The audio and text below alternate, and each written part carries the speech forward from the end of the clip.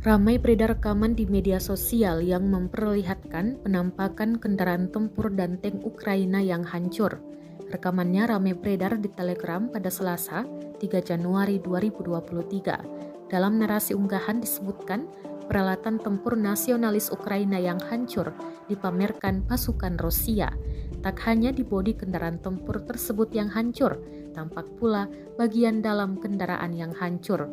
Diketahui, perang antara pasukan militer Rusia dengan Ukraina hingga Rabu, 4 Januari 2023 telah berlangsung selama 315 hari.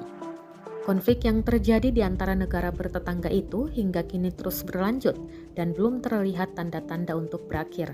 Rusia sendiri mengklaim hingga kini Ukraina kehilangan 7.382 tank dan kendaraan tempur lapis baja lainnya, serta 967 kendaraan tempur dari berbagai sistem peluncuran roket.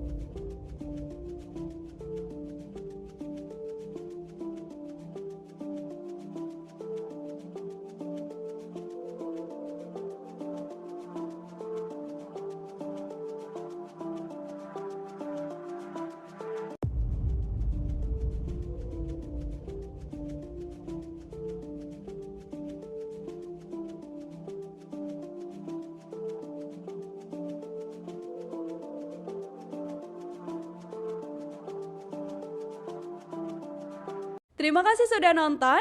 Jangan lupa like, subscribe, dan share ya.